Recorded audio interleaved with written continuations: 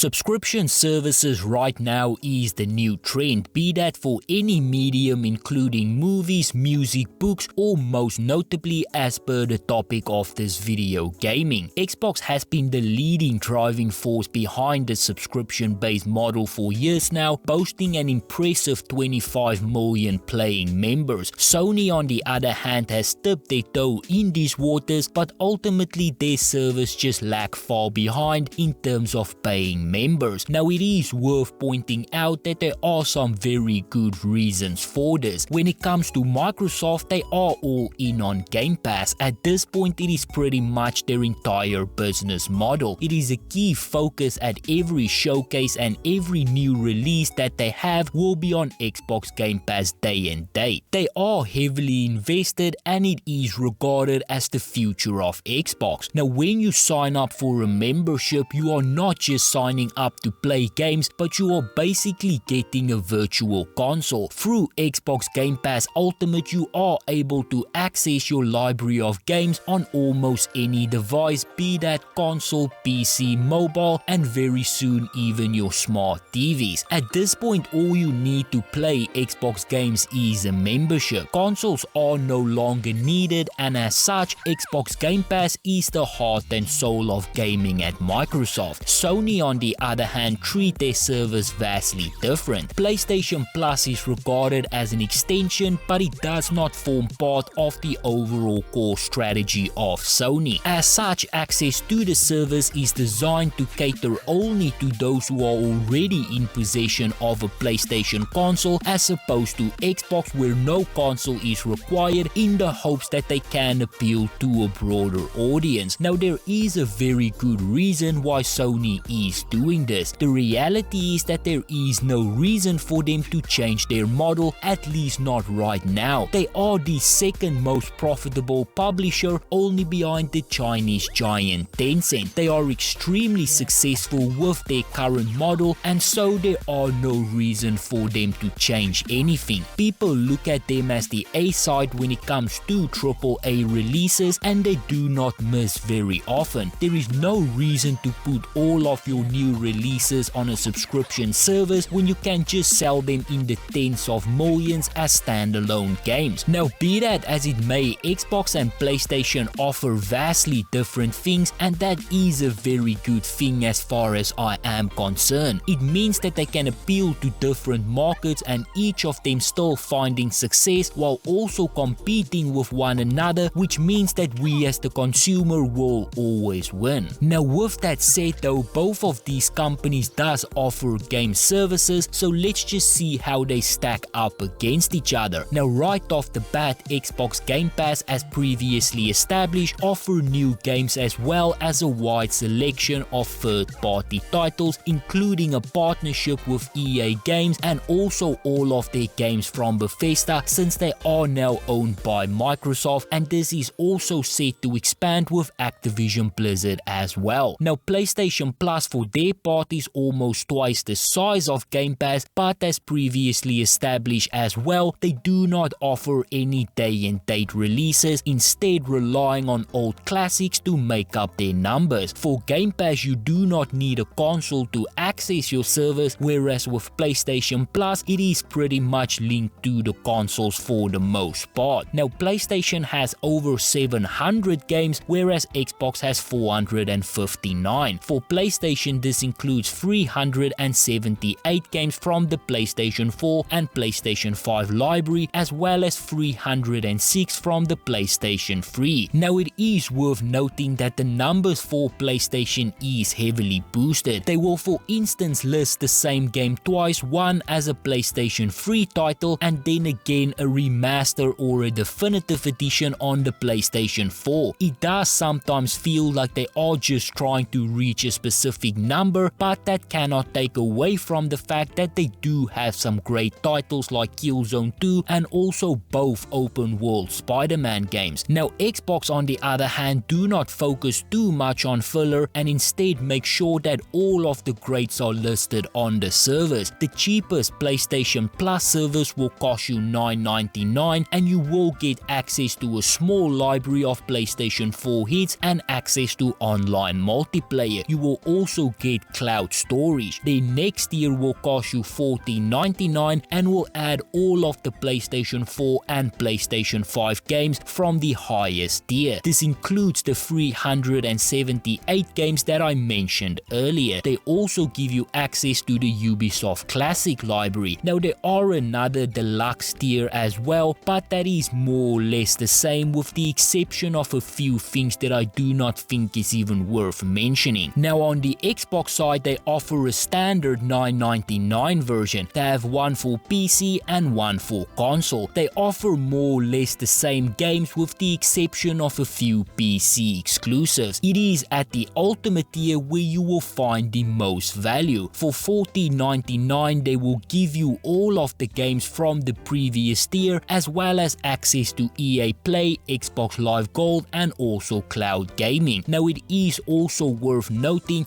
that both the $9.99 and $14.99 offers the same day and date releases. Now overall it is hard to choose which one is the best. Value is always in the eye of the beholder. Day and date releases might be great for one person, but the other might not get any value if it is not a game that they are interested in. Alternatively, some might be excited playing PlayStation classics, while others who cannot afford $70 might find more value in a day and date release. Now if I personally have to choose a service, I will probably go with Xbox Game Pass just because Xbox has more to lose, and as such I feel that they are putting more effort into their servers. Although PlayStation Plus can add great value, the best value in gaming is still Xbox Game Pass, but that is just my biased opinion.